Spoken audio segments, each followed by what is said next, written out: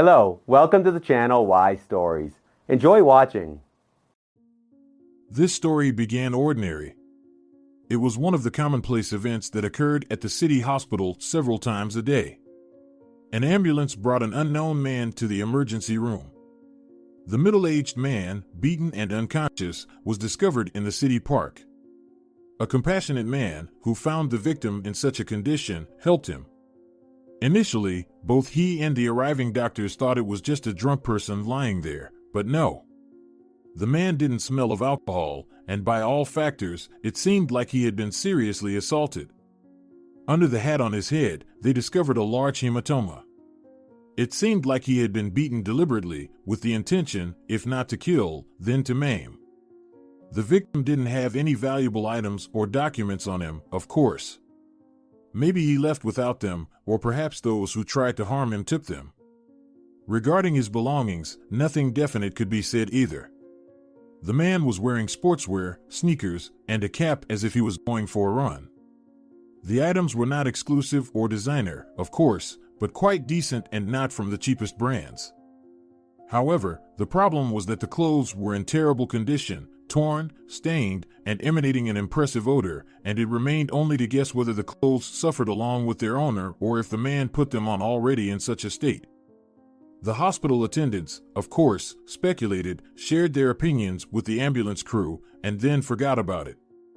After all, there would be more difficult patients with bruises and wounds for today's shift. They undressed, washed, and disinfected them just in case, and told them to dress in government-issued clothing. The doctors did what was necessary to keep him alive and placed him in a huge ward. Of course, no one pampered the new patient. That's how our stern medicine worked, no luxuries or fuss. First aid was provided. If a person wasn't dying, they just should have had a rest. The entire surge of attention lasted about 10 minutes, or maybe less. After that, the unknown man found himself alone in a crowded ward. The neighbors were entirely diverse, from individuals without a fixed place of residence to some office workers who either couldn't or didn't want to afford a private room. The unknown man came to his senses, but his situation in terms of personal identification, unfortunately, did not simplify. A serious head injury induced retrograde amnesia. The case was very typical. Usually, with medical stabilization, a patient loses memory temporarily preceding the injury. But, as a rule, a patient in such a situation behaves extremely nervously. The natural reaction of any person to the unknown is fear. Fear gives rise to many other undesirable and unfriendly behavioral traits. But this was not the case for this specific man. On the contrary, he somehow pulled himself together, tried not to cause a commotion or disturb anyone, and strictly followed all the prescriptions of doctors and nurses. That's why Dorothea liked him. She was the nurse in the male ward of this department. The man was remarkably intelligent. This was reflected in his manner of communication and in the way he expressed his thoughts. Dorothea had heard all sorts of things from some patients. Sometimes, after their tirades, she felt an immediate need to wash herself. And now I'm not just talking about words. Some particularly actively recovering male individuals didn't limit themselves to verbal communication. They wanted to demonstrate their full recovery through action and, at the same time, assert themselves. Men don't know how to be sick at all. Sickness and lack of energy throw them into a panic and instill fear. Hence the nasty behavior. In general, the unknown man with amnesia and an unknown biography greatly endeared himself to Dorothea. Since the man was paralyzed, he constantly needed her assistance. She genuinely sympathized with him, showed him concern, and showed various kinds of compassion. She would pop into his room a few extra times to exchange a few words, joke, smile, encourage, and say that everything would soon be fine and that his memory would return to normal soon, so the man shouldn't have been in despair. She said there was hope that he would stand on his feet. Several times, she even brought the patient homemade food she had prepared herself, just to treat him out of pure kindness, without expecting praise or any gratitude. Deep down, Dorothea was very concerned about what would happen to the patient when it came time for discharge and if the amnesia didn't pass. But it didn't happen. One day, During her shift, Dorothea suddenly noticed some commotion in the department. This usually happened when the hospital management was preparing for an inspection or when an important guest was expected. They didn't seem to warn us about this, the attendant thought to herself before going back to her duties. She had plenty of her tasks. Only by lunchtime did she learn the reason for the unprecedented chaos. Nurses chatted and gossiped over lunch coffee. The identity of the unknown patient with retrograde amnesia from the 10th ward was established. It turned out to be none other than Rogelio Blanco, a businessman and owner of a city-forming enterprise. Everyone in the city knew him. The medical staff gossiped among themselves. How did it happen that no one recognized him? The most skeptical ones asked. How do you recognize someone when their face is a mess? There are several fractures, and his face is swollen. Even his mother wouldn't recognize him. Indeed, that was the case. The attackers who assaulted him had made an effort. The injuries were serious, including significant damage to the face. Dorothea, hearing all this, was in shock. She hadn't expected such a turn of events and now felt a little embarrassed about her sympathy and similar attitude towards the well-known businessman. Of course, when the identity was established, a crowd of people flocked to the hospital immediately. Before that, the unknown man had only one visitor, the local police officer, who wrote half a page of the protocol and left. Now, Rogelio's wife, almost his entire security service, and all law enforcement officers in the city had gathered here. Everyone was present, starting from the police to the prosecutor's office. It turned out that Rogelio Blanco had been attacked in the park during his morning jogging. During the 5 days he spent incognito in the hospital, his family and the police were frantically searching for him. The case was complicated by the fact that on that night, Rogelio stayed not in the countryside house where he usually lived with his wife, but in a city apartment. No one knew he had gone for a run. Unfortunately, surveillance cameras malfunctioned that day due to a power outage. In short, everything fell into place. Naturally, Rogelio was immediately transferred to a more comfortable place, away from others. The hospital found the best single room for him. Susana Blanco, Rogelio's wife, insisted on transferring him from the city hospital to the best private clinic in the city, or even to the capital. However, the patient firmly said no and categorically refused to move anywhere. Immediately, all the top doctors flocked around him. Department heads gathered to offer assistance in their respective fields. Even the medical nurses bombarded him with attention and care. Of course, the chief doctor also appeared. As soon as he arrived at work and learned about what had happened, he promptly found himself in the room of this particularly important patient. Rogelio, what requests or wishes do you have? Can we help you in any way? Maybe you want something specific? Leoncio Carrasco, the hospital's chief doctor, was trying to be helpful as much as he could. It turned out that there was a request, and it was extremely unusual. Can you temporarily assign the nurse from my former ward, Dorothea, to me during my stay here? The businessman asked. The chief doctor was surprised. He could not have imagined he would ask for such a request. Of course, we will do everything possible, he promised, and he immediately left to fulfill the patient's wish. First, it was necessary to find out who this nurse was. Of course, Leoncio didn't know anything about Dorothea. He had to go to the medical staff and ask about it. In general, it was quite curious to know who this attendant was and why Rogelio was requesting her. The information was easy to obtain. Nurses in the break room gladly and eagerly shared the details with the chief doctor. They explained that Dorothea had been paying a lot of attention to the unknown patient, visiting him frequently, and even feeding him. To be honest, based on the chief doctor's description, he expected to see a compassionate older woman. Imagine his surprise when Dorothea turned out to be a young woman, barely over 30. Dorothea, he addressed her. Yes? The woman responded. She almost squealed in surprise when she turned around upon hearing his voice. She did not expect to see the chief doctor before her and couldn't fathom how he knew her name, which, of course, was true, he had just found out. The woman was frightened by the increased attention from the hospital management, who knew what might be happening. It's just, the man unexpectedly hesitated. It was surprising even for him. He had pictured the nurse quite differently and had prepared the speech for a completely different person. Are you aware that the unknown, paralyzed patient from the 10th ward with amnesia is Rogelio Blanco? He asked. Yes, just found out. The girls told me, she replied. So, he mentioned that you treated him wonderfully and kindly when you didn't know who he was. Firstly, on behalf of the hospital, I want to express my gratitude for this commendable behavior. Don't worry, it's not just verbal appreciation. I will personally ensure that you receive a monetary reward.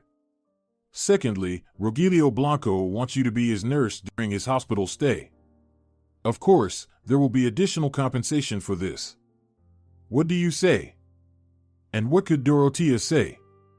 After her husband left her with 2 toddlers 6 months ago, every penny mattered. Why not? The only thing that troubled her was whether she had the competence for it. Dorotea never completed nursing school. First, there was an academic leave with the first child, then with the second. Sure, I agree. Excuse me, Leoncio, but am I sure I can handle it? I'm not a nurse, she decided to clarify. Don't worry. Your position will be purely nominal, just to assist the patient with everything. A nurse and an on-duty doctor will be constantly available, so don't worry, Leoncio reassured her. Then I don't have any questions, Dorotea smiled. With that, the conversation ended. From this moment on, the nurse was free of her usual duties and was supposed to be at the patient's disposal. It felt awkward and unusual for her, but she found joy in it. They immediately found a common language, chatted, and joked without any hindrance between them. Now, the attendant didn't know how to behave. The same as before? It seemed awkward, an important man used to everyone bowing down to him. Should she have tried to be more respectful and changed her manner of behavior? He might see it as flattery and sycophancy. Both options didn't suit her. With these thoughts, Dorotea approached the ward. All visitors had already dispersed, and Rogelio was resting alone, watching TV. May I? The attendant nurse. Oh, Dorotea, hello again. See how everything has changed since our morning meeting? The man smiled and gestured to the changed surroundings. Yes, unexpectedly. Forgive me, but I'd rather ask and not get lost in guesses. Would you like a more respectful attitude from me, or can we leave everything as it is? Sorry, I'm afraid to cross the line into familiarity, but I also fear overdoing it with flattery. I think there's already an excess of that. Dorotea awkwardly smiled and awaited a response. Oh, God, of course I want everything to stay the same. Don't even think about it, Dorotea. I'm not demanding or asking, and I don't even expect any special treatment from you. Of course, I asked you to be my nurse because you treated me wonderfully before, Rogelio smiled warmly. And your soup and cheesecakes, I will be forever grateful for them. Don't worry. I can bring them every day, it's not difficult for me, the woman laughed in response. So they began to coexist together. They enjoyed each other's company and had fun. Slowly, Rogelio started to regain his memory. Not abruptly, like in a movie with a snap of fingers and a wave of a magic wand, but progress was evident. Fortunately, now he was being treated by the best specialists in the field. There was some progress with mobility as well. They said the case wasn't hopeless. The spine suffered serious damage, and Rogelio wouldn't be able to run anymore, but it was possible for him to walk again. For Dorotea, going to work felt like a real celebration. In reality, her job now consisted of communicating with a person she found pleasant. Wasn't it a miracle? Moreover, she was paid well, 3 times more than she received before, and it was all official through the hospital. The only thing Dorotea didn't like was Rogelio's wife, Susanna. When she came, the atmosphere in the room seemed to electrify. She barely concealed her disdain for the nurse, treating her like a third-rate person. The look was full of disgust. Dorothea had no illusions. She understood that if Rogelio weren't a businessman, Susanna would have long started openly humiliating her, not holding back in expressions. Luckily, Susanna didn't visit often and didn't stay for long. It seemed that Rogelio's wife did it more for formality, as it was expected, than out of great love for her husband. That's how it appeared from the outside. Dorothea didn't delve into deeper matters and had no intention to. She had enough of her own problems. Clearly, Rogelio was a man who could stand up for himself and didn't need defense, even in his current state. In general, excluding his wife's visits, they spent their time wonderfully. Dorothea read books to Rogelio, they played board games, discussed various topics, and joked. The attendant took her charge for a walk regularly. A serious spinal injury prevented him from walking at the moment, but fresh air was essential for both, so Dorothea wheeled Rogelio out in a wheelchair for a stroll every day. Initially, he resisted strongly. It must have been awkward and embarrassing for him due to his helplessness. Still, Dorothea turned everything into a joke, preserving the man's self-esteem. Rogelio was often lazy and tried to refuse various exercises, massages, or therapeutic activities. Masseurs, rehabilitation specialists, and many other experts attended to him. Dorothea did everything to encourage and motivate him. Rogelio, stop being capricious. I understand that it hurts, but you have to work on yourself. What do the doctors say? If you don't take care of yourself, you'll miss the moment, and some functions may never recover. Don't you want to walk? Dorothea complained, looking at him sternly. Dorothea, you are too harsh and demanding. You act like my late mother in my distant childhood, the man smiled, trying to charm her. Well, I am a mother. I regularly scold my little ones and make them do something.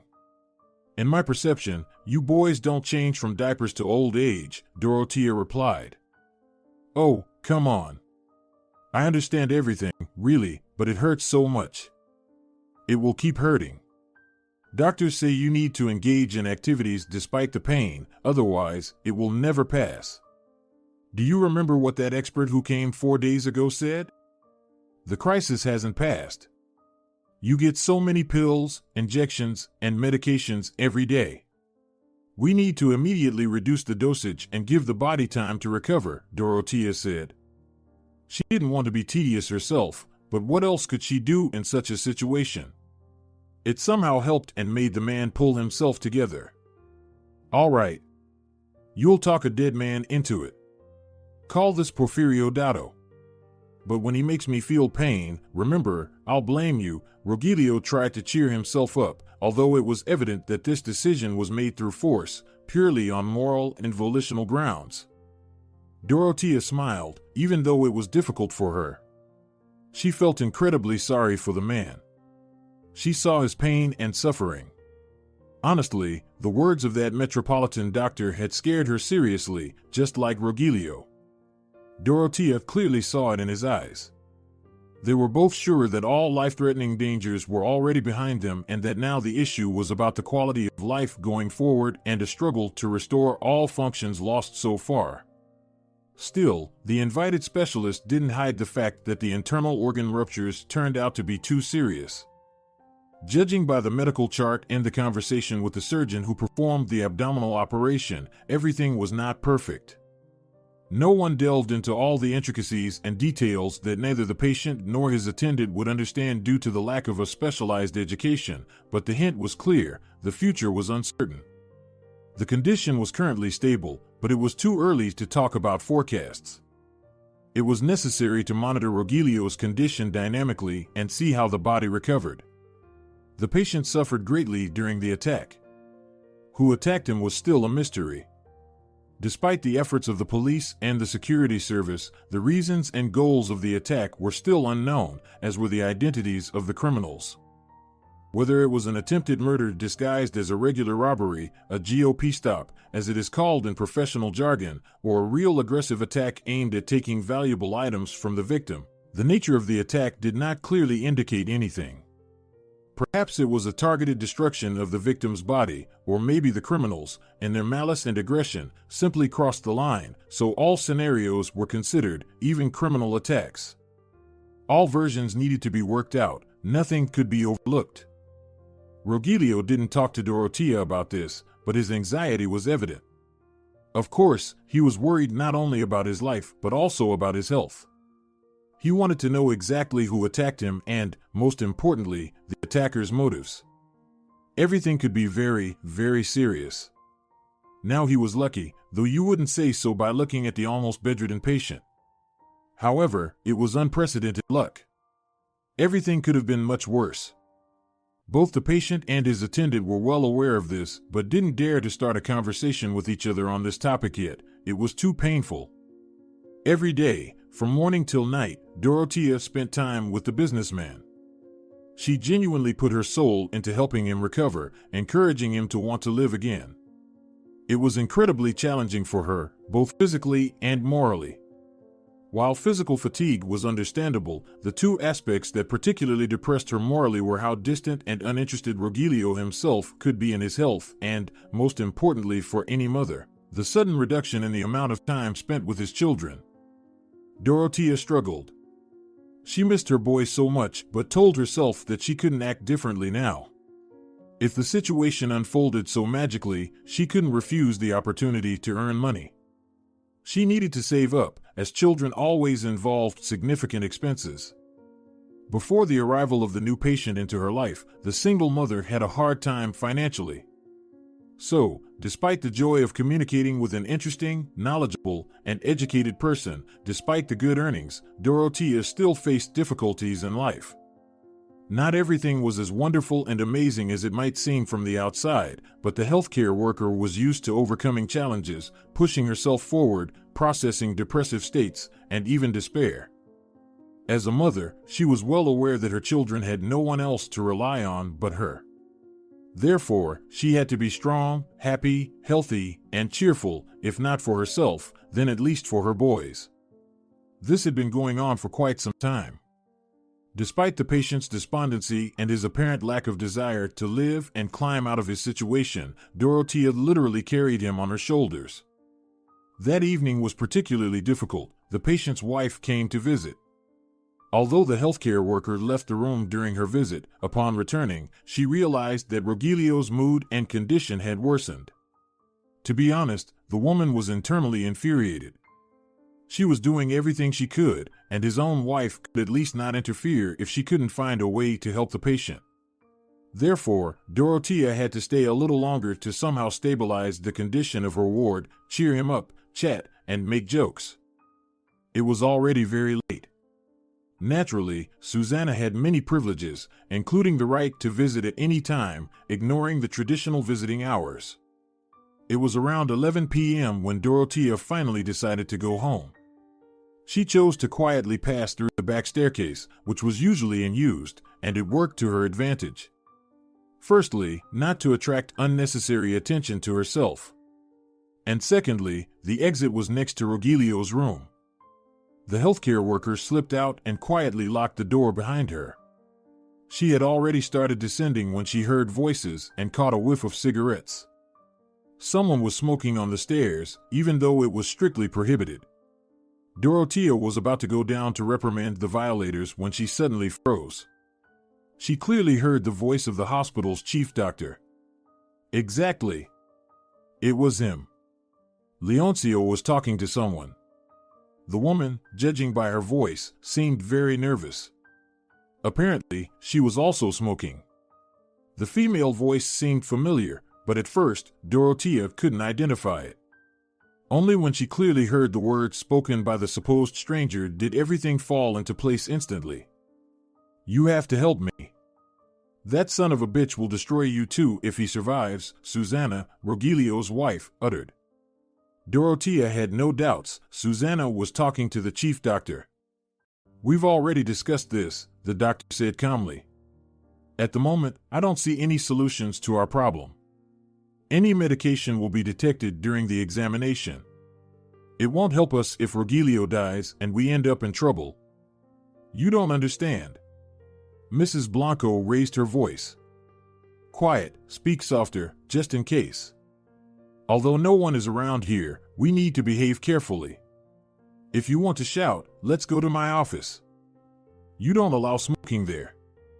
Yes, and I remember, there's no need to explain twice why it's not allowed. Let's finish what we've started. More precisely, one specific nonsense. He shouldn't recover and leave here, understand? You'll also be in trouble, haven't you forgot? Dorothea couldn't hear the chief doctor's response. He started whispering. The healthcare worker broke into a sweat, absorbing the conversation.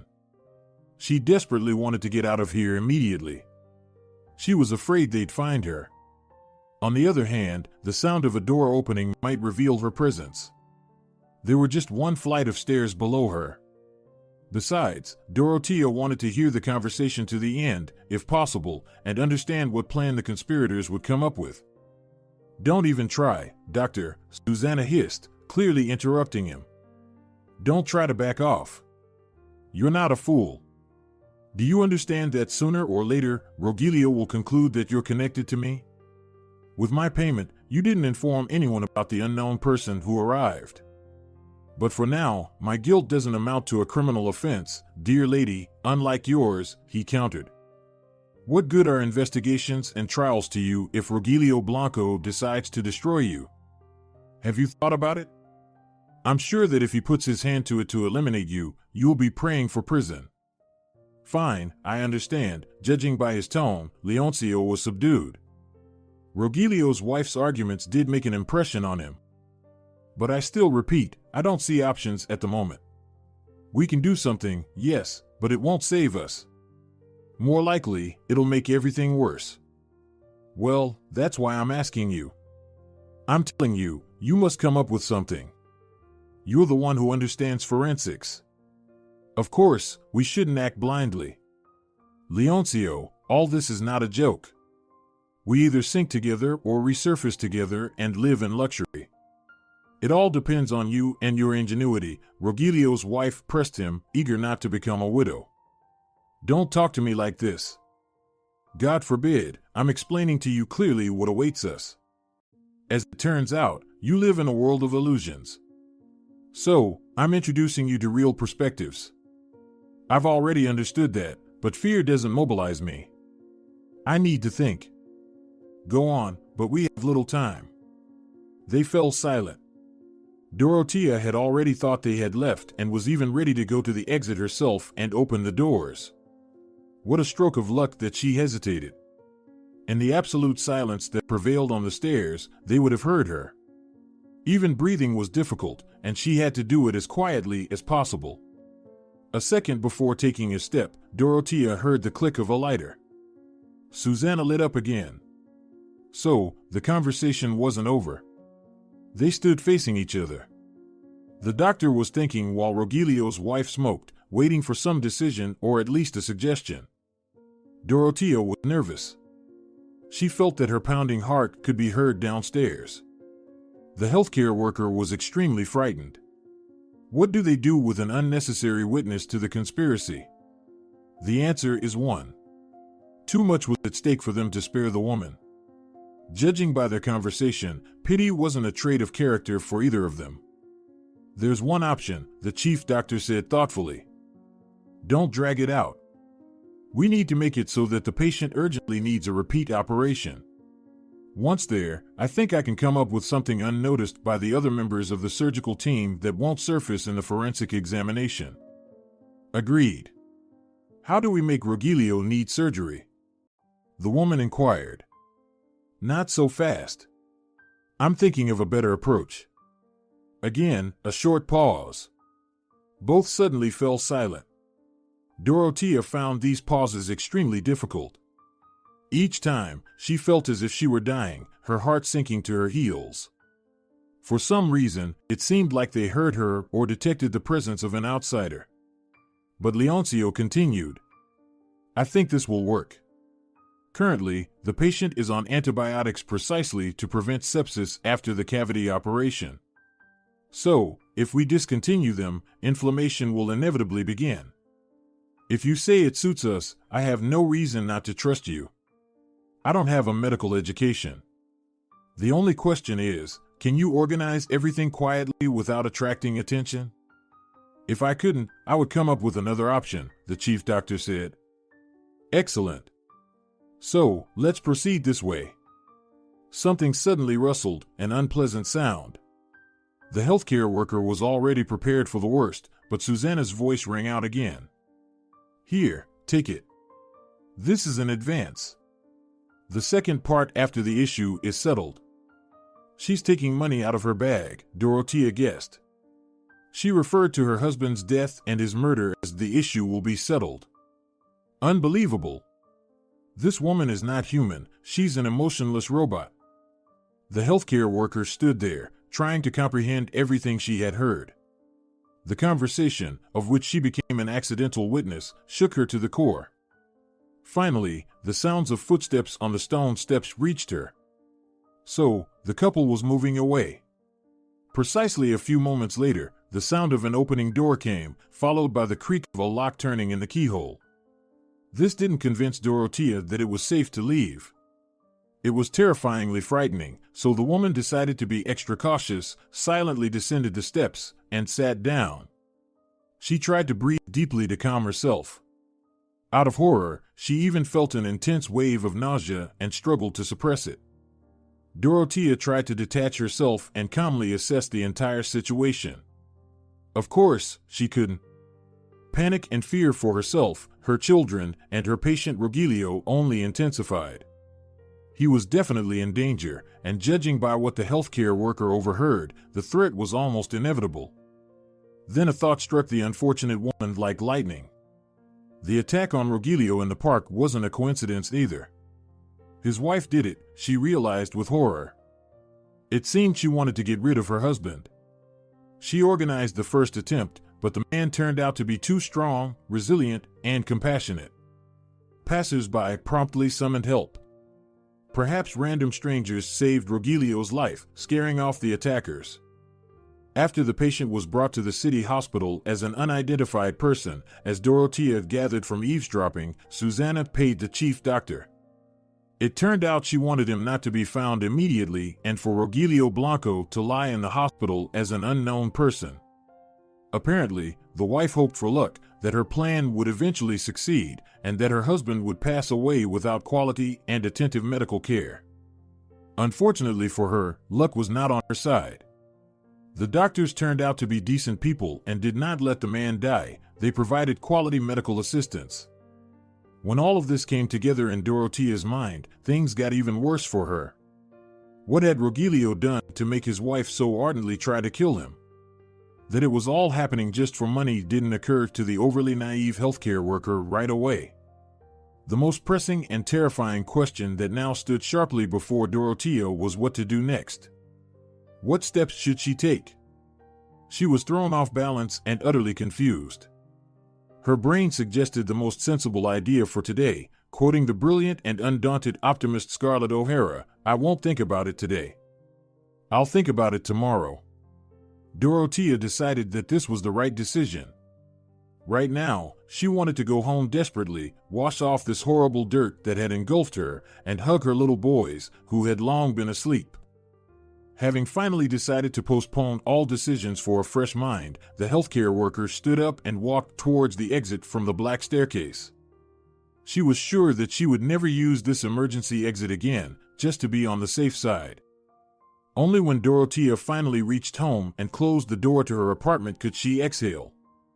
Fortunately, the children had been asleep for a long time, and her elderly neighbor was waiting in the kitchen. "Good evening, Olivia."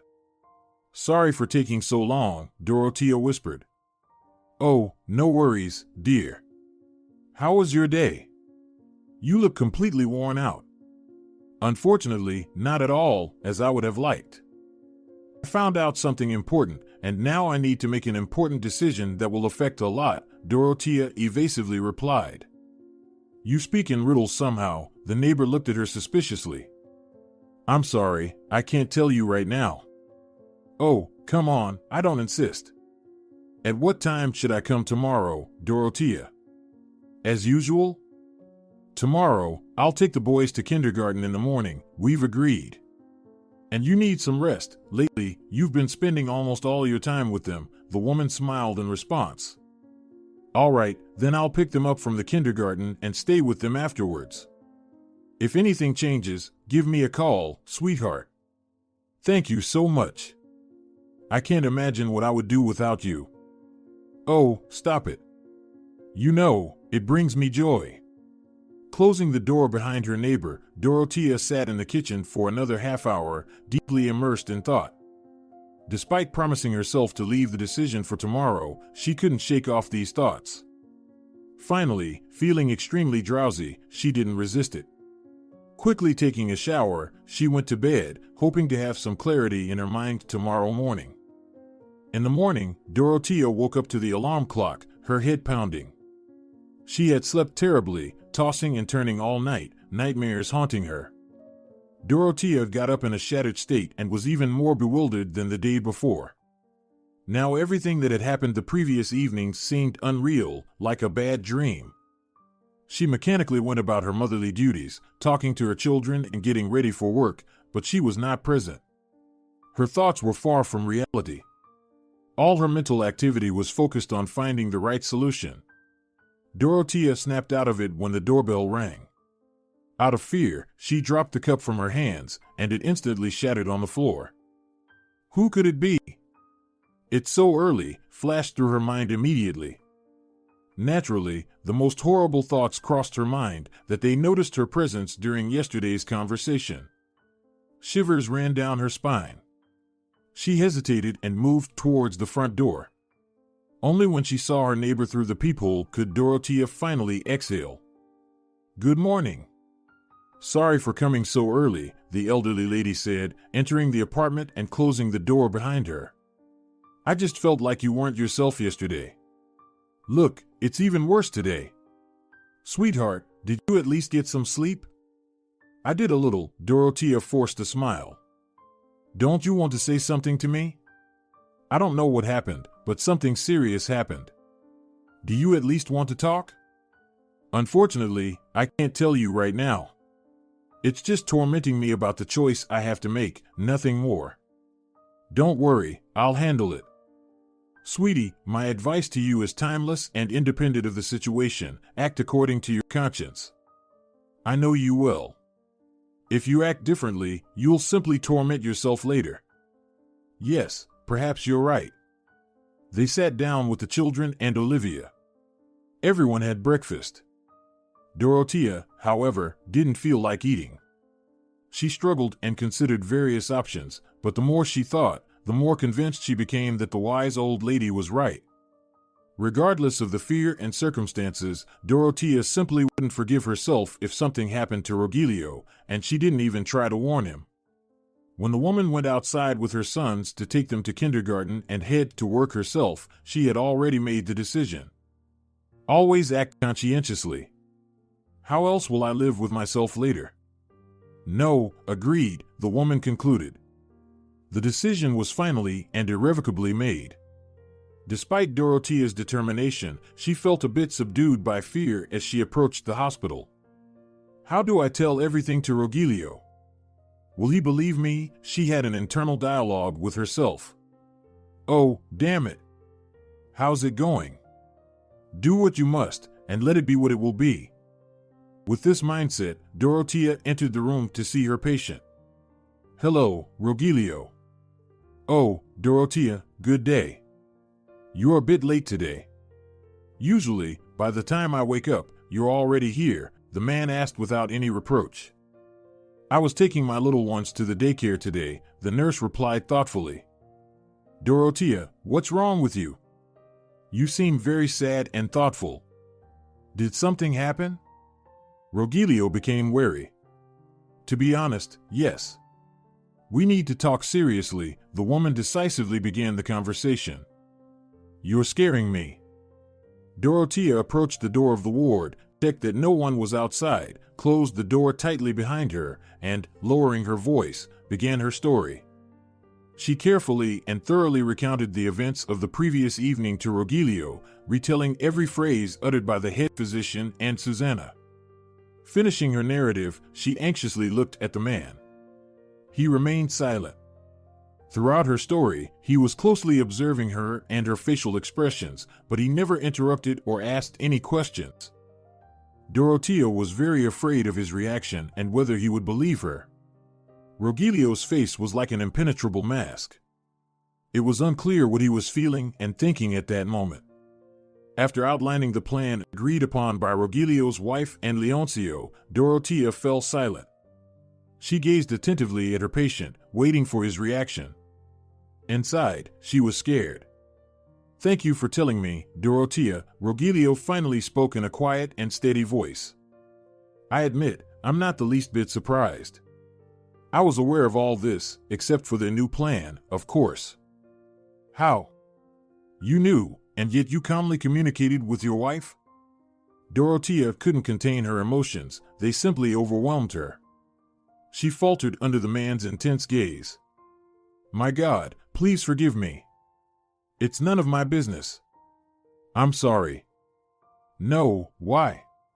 What's there to apologize for?" "Perhaps you're right. I remain neutral but will take no action for now. After you told me, you shared. I understand how difficult it must have been for you. I'm sure you spent the whole night contemplating whether to intervene. In connection with that, and considering your kindness towards me, I consider it my duty to tell you everything as it is, as far as I know. I might have fibbed a bit when I said you didn't tell me anything new. Knowing and suspecting are entirely different, unquestionably. I suspected that my wife, Susanna, was responsible for the attack on me. There were reasons for that." "Sorry for interrupting, Rogelio," Dorothea interjected. "I can see that talking about this and what happened is very unpleasant for you. I just want to emphasize that I don't think you owe me anything to say or explain." "Who am I?" "It's funny," she said with a forced, sad smile. "Right now, you are one of the closest people to me," the patient said seriously. Dorothea felt the blood rush to her face. She was blushing. "I wouldn't deliberately involve you in this story, but since it happened against all odds, if you've become an inadvertent witness to a secret conversation. Well, now I would like to tell you everything from the beginning to the end, if you don't mind. What you did today. It's phenomenal how you acted. Now I trust you unconditionally. I want to know your opinion, if you don't mind." Rogelio paused. He awaited a reaction from the woman across from him, her principled agreement. She, however, lost the power of speech from everything that had started happening. For Dorothea, all of this was completely unexpected. She rather expected to be accused of all mortal sins, to be driven out with disgrace, to be scolded but not praised, and not to be treated even more respectfully. "Of course, Rogelio, I want to know if it's okay for you," the nurse forced herself to say. Rogelio smiled meaningfully and began his story. "A few weeks before the murder attempt, I found out that my wife was cheating on me. It turned out that her affair had been going on for quite some time, at least judging by the duration of the correspondence that I accidentally read. Perhaps I am to blame for starting to pay less attention to and care for Susanna, but she knew who she was marrying. She knew that my work took first place for me. Furthermore, she never made any concessions herself. When we got married, we both dreamed of having children. Susanna knew that I wanted children very much, but the beautiful, comfortable life quickly entranced her and blinded her. In the 6th year of our marriage, I constantly heard excuses for why it was not the right time to have children. Let's wait a little longer. I want to live for myself, and so on. Understand, I get it all, and I never pressured anyone. She just knew that I passionately wanted to become a father. She knew that the refusal of my first wife to have children became a key factor in our final divorce. It turned out that Susanna deceived me. It was sad for me to realize. Forgive me for the pun. My wife wants me dead, and here I am grieving and lamenting that she deceived me." Rogelio sighed deeply. Dorothea felt infinitely sorry for the person in front of her. He was very lonely and unhappy. Sorry for the lyrical digression, the businessman coughed and continued his story. "In general, our relationship had truly run its course by this point. I began to understand that Susanna and I are completely different people. We have different priorities and goals in life. On top of everything, there's this cursed correspondence. The devil led me. Why did I peek at her phone when I heard the notification sound? I don't know. Betrayal, for me, is treachery. I couldn't forgive anyone for that. Probably many people feel the same way. My decision was simple. I wanted to quietly and peacefully divorce Susanna. Rogelio clearly pondered after uttering the last sentence. You told Susanna that you knew everything? Dorothea couldn't restrain her curiosity. What? Rogelio snapped out of his thoughts. No, of course not. I hate quarrels, disputes, and scandals. What's the point? What would it change now and could have changed? No, I just instructed my lawyer to start the divorce preparation process. It's not as simple as it seems. Susanna and I had a prenuptial agreement. We needed to gather a bunch of documents and prepare thoroughly. I generally don't like spontaneous activities. If I can lay the straw, I try to do it. A few days before the attack, I turned to my lawyer. Before that, I tried to come to terms with everything on my own. It was unbearably difficult to talk about what happened. Excuse me for prying. So, do you think someone informed your wife that you were planning to divorce her? Consequently, she decided to act to avoid losing the money and other assets acquired during your marriage. Dorothea tried to put together a complete picture of everything that had happened in her mind. Since she involuntarily got involved in this story, she wanted to have open eyes on everything that was happening. Yes, that's exactly what I think, Rogelio sadly confirmed. To be more precise, I even know who this person is. I only talked to my lawyer about the divorce process. Accordingly, I believe he spilled the beans about everything. It seems very reasonable, the nurse said thoughtfully, trying to piece together the full puzzle in her mind. Excuse me, Rogelio. I understand that I'm terribly out of line and meddling in something that's not my business, but do you know who this is? Who's your wife's lover? You're very delicate, Dorothea, but I'm already telling you everything. There is no need to apologize or mince words. No, I don't know. In the chat, he called himself anything but his name. Does it really matter? Since you let me, I'll ask one more question. Dorothea felt a certain personal involvement in all of Rogelio's troubles. What do you plan to do now with all of this? Especially considering what I told you about the conspiracy between the chief doctor and Susanna. You mean their plan to kill me during the operation? The patient chuckled. The question was clearly rhetorical, but just in case, Dorothea nodded in response. I don't know what to do about this. I'll probably ask you to be my personal Cerberus. First, we need to control the administration of the necessary medications. Do you understand this well? I studied to be a medical nurse in college, though I didn't finish. Then I went on maternity leave and never returned to study. But, of course, I remember a lot, and here I have to figure things out on my own sometimes. I didn't want to take on colossal responsibility, but I can look at the ampoules and nod to you. It's important not to cancel the antibiotics, though, because after the surgery you had, they are necessary. Sepsis or not, complications are inevitable. Good. I think that's enough for today, and we'll figure out the rest later, Rogelio nodded. And what about the rest? What to do about the rest? With your wife, her collusion with the chief doctor, and the murder that has already happened, the woman couldn't contain herself. Since her curiosity was only encouraged, she saw no reason to stop. Right now, a very close friend of mine, a comrade, is dealing with all of this. Don't worry, Rogelio reassured the nurse, as if trying to calm her down. I'm bothered by how calm you are, to be honest.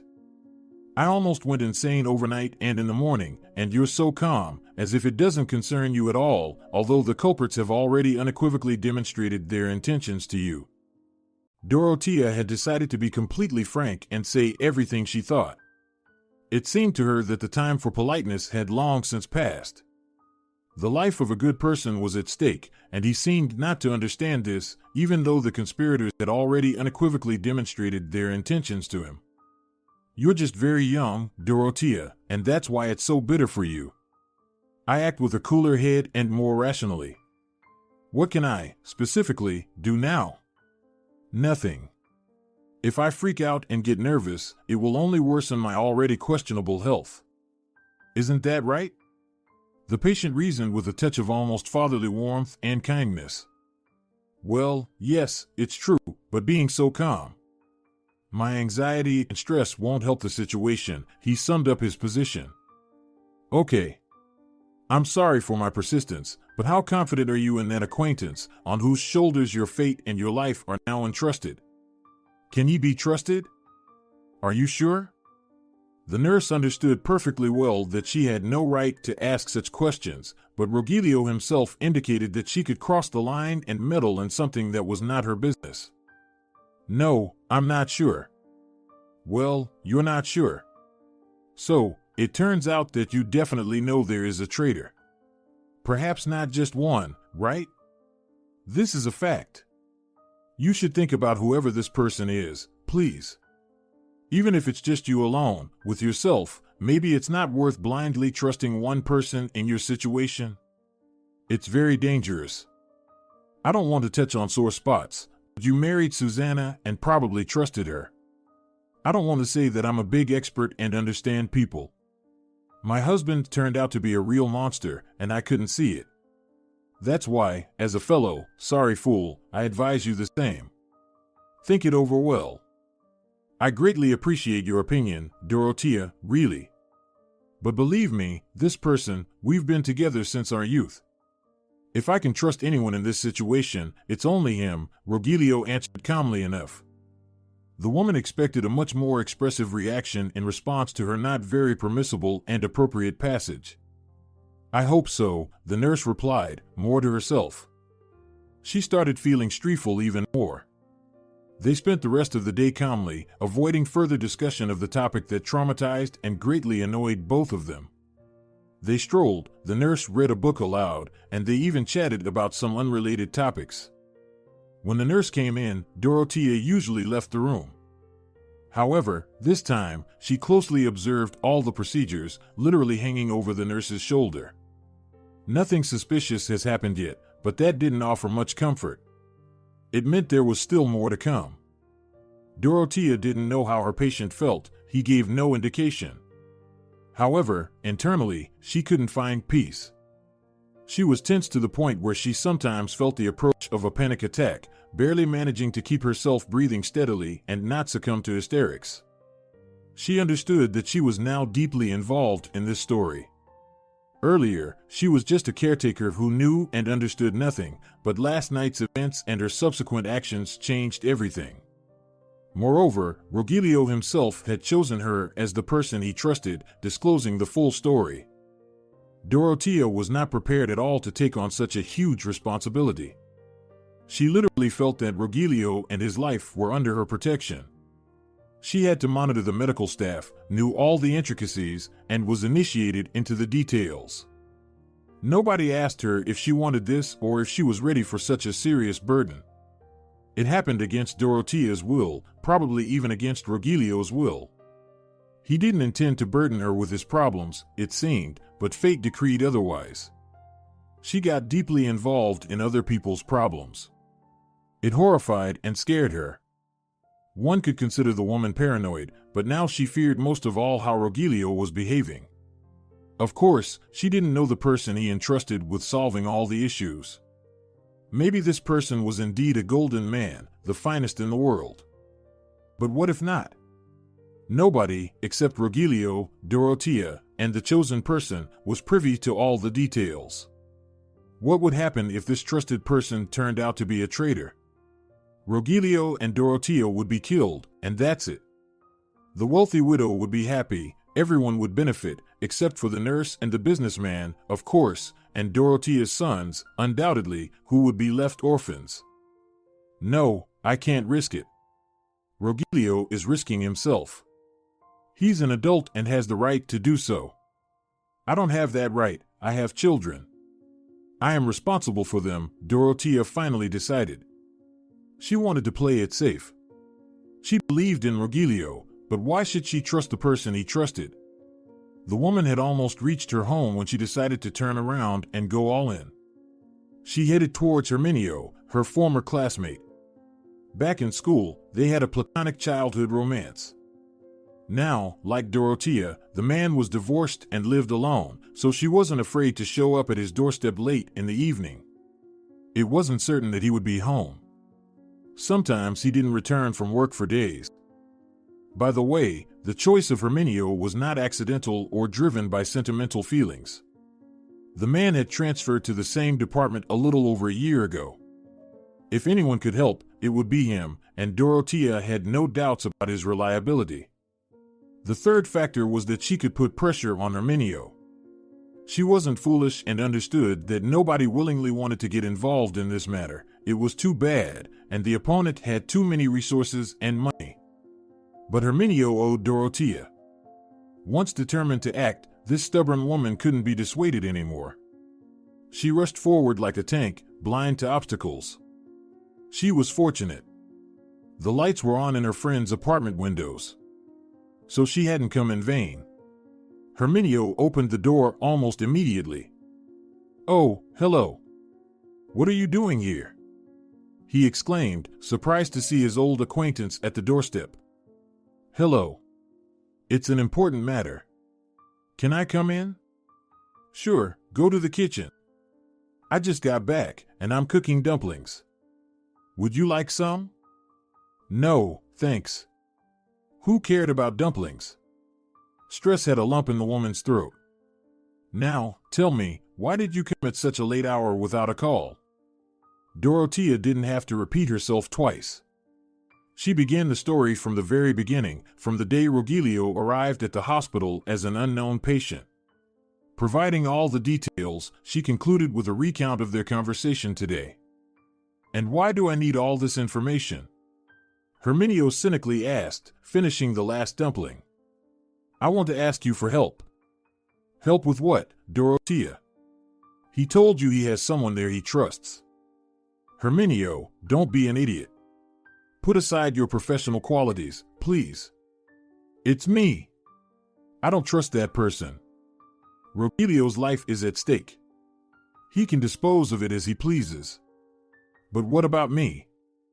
Who will take care of me and my children?" "I am not ready for such a risk," Dorothea exclaimed, irritated by her friend's apathy. "Why is it about you? Don't make a fool out of me, I've already asked." "You're not a fool, and you understand that Rogelio has probably called his trusted person and told him about the conversation with the chief doctor and his wife, which I said. So, in any case, I'm an unnecessary witness." "Well, that makes sense.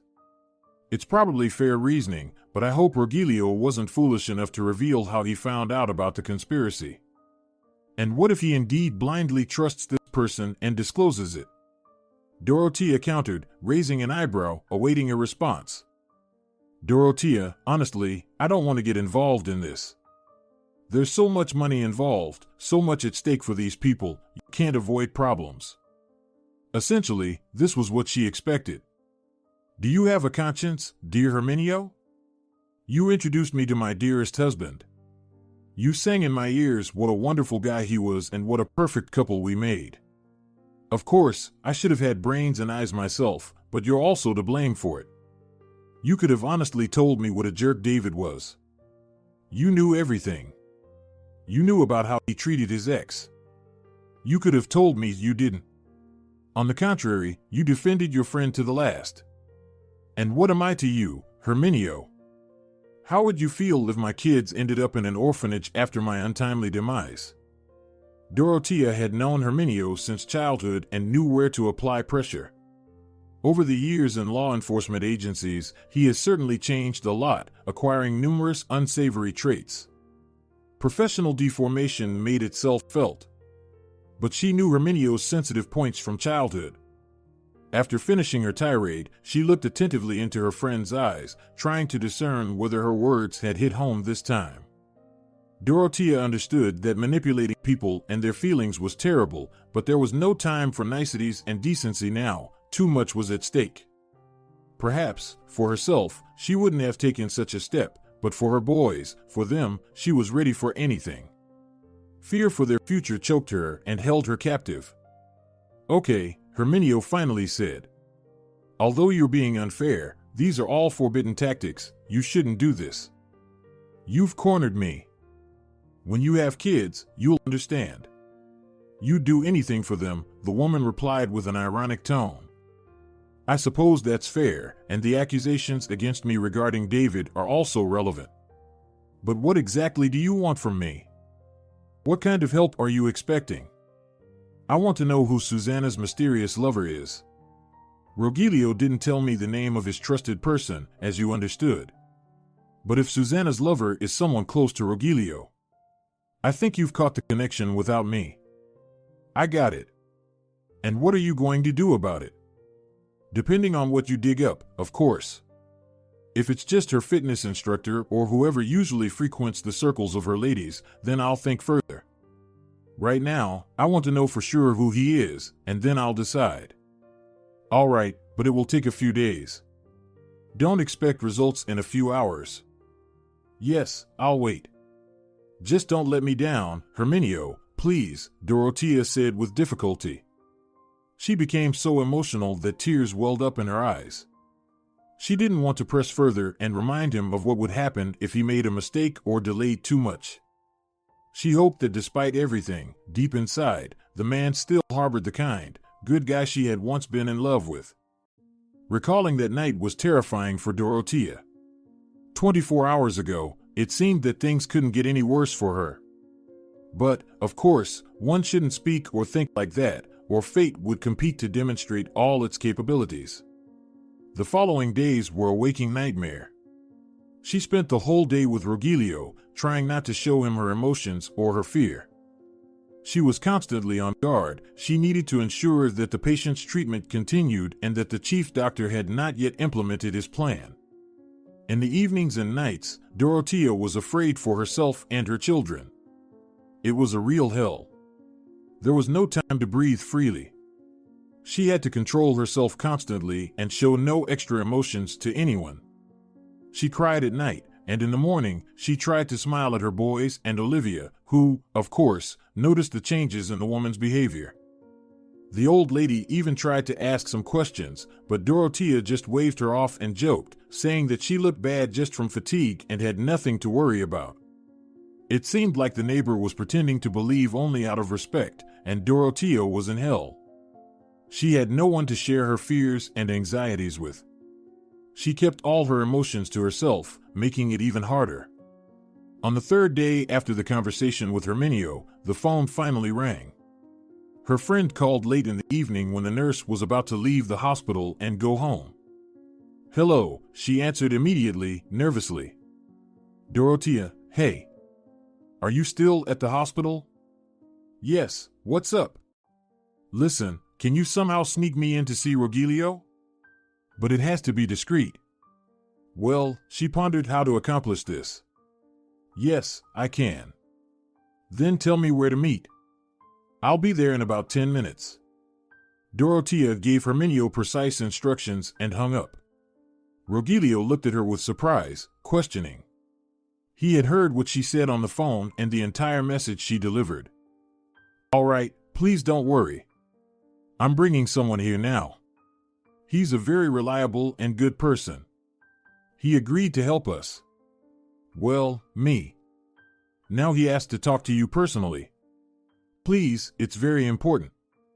Dorothea looked at her patient with a pleading gaze.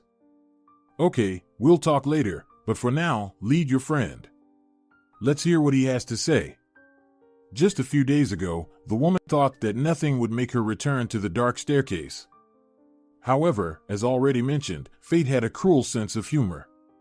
Overcoming her fear, the woman slipped down to the exit. Dorothea met Herminio in an area where she was certain there were no surveillance cameras and led him inside, to Rogelio's room, through indirect paths. The nurse slipped in first, made sure there was no one in the corridor, and motioned for Herminio, as if to say the coast was clear. Within a minute, they were in the room, closing the door behind them. "Rogelio, this is Herminio, my friend," the nurse introduced him. "Good evening, nice to meet you," he said, extending his hand to the businessman. "Sorry for the intrusion, but I'll explain everything now." "Hello." "Yes, I would like to hear the explanations." Dorothea realized that she needed to somehow smooth the situation. "I'm sorry, but I couldn't just leave everything as it was. In the evening, after our candid conversation, I had to go to Herminio and ask for his help. I told him everything," the woman admitted, bowing her head. "Dorothea, but why?" "I told you I had already taken measures," the businessman began. "Excuse me, I have to interrupt you," Herminio said. Dorothea acted very wisely and insightfully. You shouldn't be shouting and getting indignant, but thanking her. "Hold on, I'll explain everything now." He immediately halted any additional questions and inquiries. "Rogelio, am I correct in understanding that your trusted person is Salvador Flores, your college friend and deputy?" "Yes, how did you?" The patient was surprised by the outsider's knowledge. "Oh, right."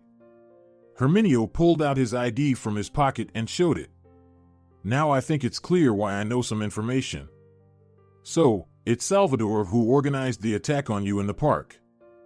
"What?" Rogelio exclaimed. Dorothea was seriously frightened. She had never seen the man in such a state before. His face instantly flared with rage.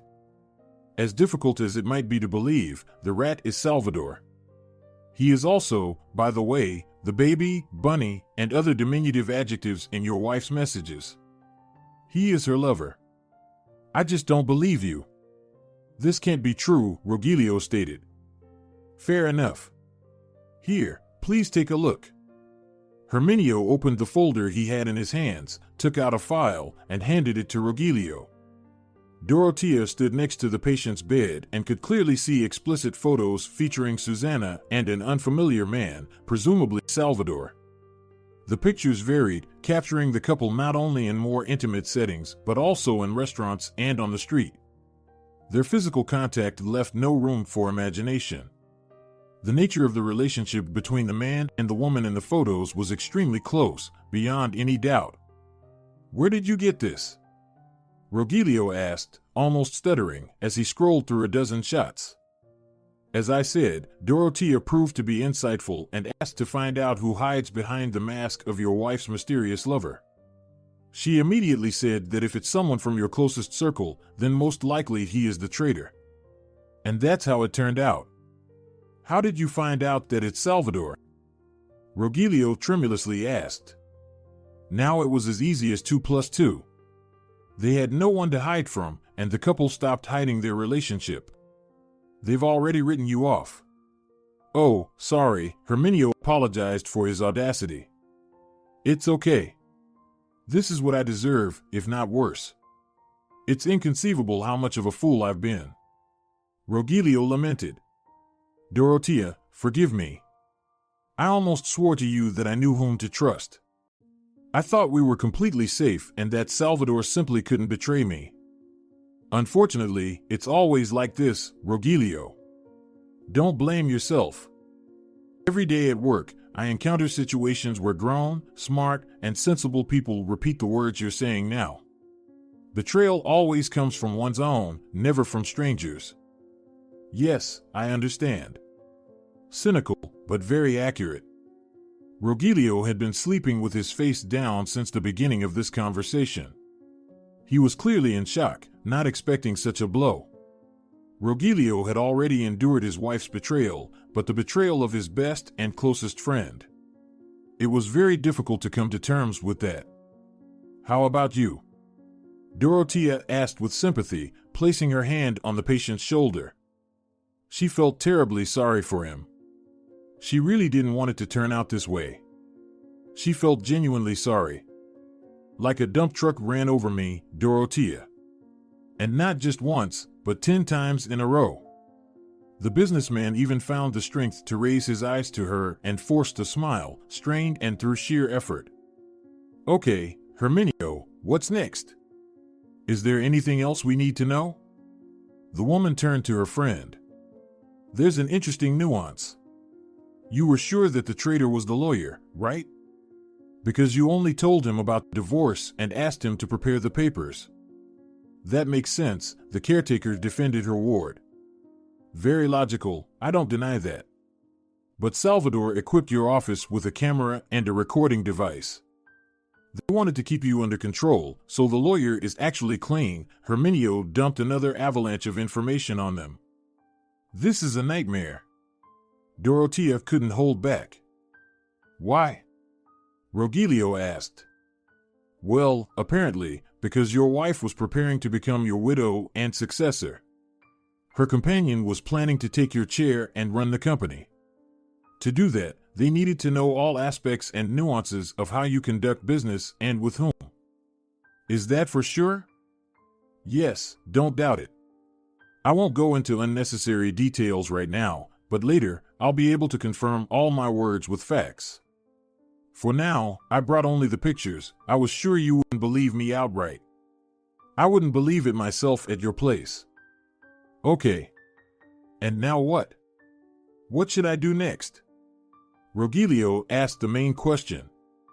Oh, nothing now. I came to tell you everything and warn you. I need Dorothea. Me? Why? The woman was surprised. I need you to write a statement reporting an imminent crime, specifically when you became an accidental witness to a criminal conspiracy involving the chief doctor and Susana Blanco. I don't understand. I need to cover my tracks, Dorothea. Will they be arrested soon? Rogelio guessed. Yes, everything is ready. Early tomorrow morning, Salvador, your wife, the chief doctor, and the accomplices will be arrested simultaneously.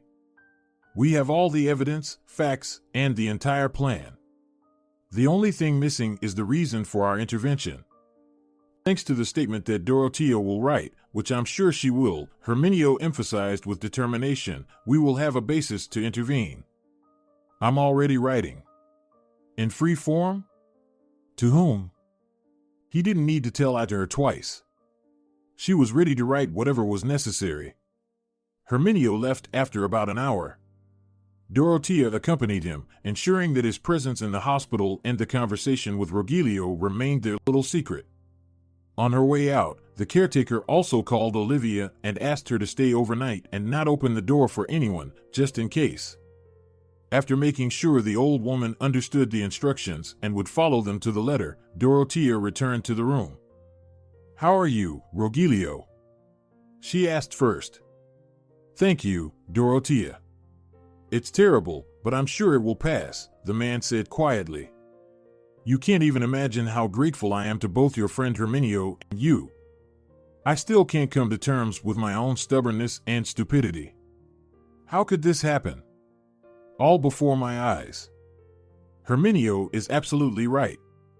I believe that you shouldn't blame yourself for being an honest person.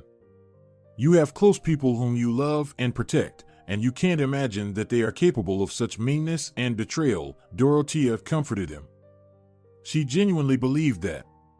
She knew from her own experience that she was just as deceived and foolish as Rogelio. She, too, believed in a close person and a beloved husband. Is there any blame for being deceived? In her view, no. The blame always lies with the traitors. Thank you for your sympathy and support. Are you planning to leave? No, I already called my neighbor and asked her to stay at my place, spend time with the boys, and, of course, be careful and vigilant, just in case. Excellent. I couldn't imagine being alone now, left alone with all these thoughts. You're amazing. How you managed everything and found a way while I was a stubborn blockhead, I'm impressed, Dorothea. You can't imagine what it cost me. It was so frightening and dreadful. I couldn't sleep at home, I suffered, and then I tried to hold myself together in your presence, the woman smiled. You're a huge hero. Thank you so much. Rogelio couldn't stop expressing his gratitude to the caretaker. He was extremely impressed with her courage and wisdom. Then everything happened, just as Herminio had said. All the culprits were arrested early in the morning. By the beginning of the working day, the chief doctor, Leoncio, had been detained. Dorotea and Rogelio rejoiced like children. A few hours later, investigators came to them. The investigator came to get the victim's explanations and interview the complainant. Although everything was already clear without them, these were formalities. Herminio called around noon and brought even more good news. It turned out that under pressure, Salvador started shifting the blame onto Susanna, and she in turn blamed him. Such is their love. They found each other. For several weeks, there was a constant stir. The case was high profile, so there was a lot of noise around. Dorotea was tired of all this, especially the increased attention to her modest person. She and Beketov tried to maintain their previous pace of life to minimize stress and actively restore the patient's health. It didn't always work, but they actively tried.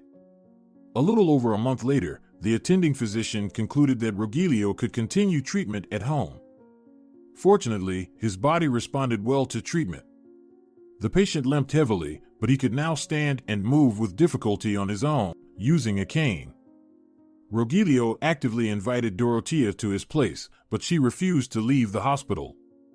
Dorotea had suffered a lot over the past few months. Such stress did not suit her at all. Strangely enough, Dorotea liked her job. She loved it. She loved helping people. Perhaps she could have accepted Rogelio's offer for financial reasons. The meager salary of a caretaker was certainly not enough. But when he generously thanked her upon discharge, Dorotea understood that the issue of money and their shortage would not bother her for a long time. She knew that many colleagues and nurses behind her back were wagging their fingers, but she didn't care about others' opinions. Dorotea wanted to continue her education and become a doctor. That was her dream, not money. The money was just an opportunity. After Rogelio's discharge, Dorotea quickly realized that she missed him. She missed his company and his wisdom. As it turned out, Rogelio also quickly realized that he couldn't be without his beloved caretaker. One day, Dorotea returned home after her shift and saw a man's coat and shoes in the hallway. At first, the thought crossed her mind that her ex-husband had shown up, but she quickly dismissed this idea. Peeking into the children's room, she saw Rogelio sitting on the floor with her little boys, playing with toy cars. "Hello," the woman exclaimed. "Mama, Mama." The kids rushed towards her. "Good afternoon, Dorotea. I hope you don't mind. I came uninvited, and Olivia kindly let me in," Rogelio explained. "How can you not let in such a gallant gentleman?" The old lady chuckled, emerging from the kitchen and winking at Dorotea. "He came with flowers, even for me. Can you imagine?"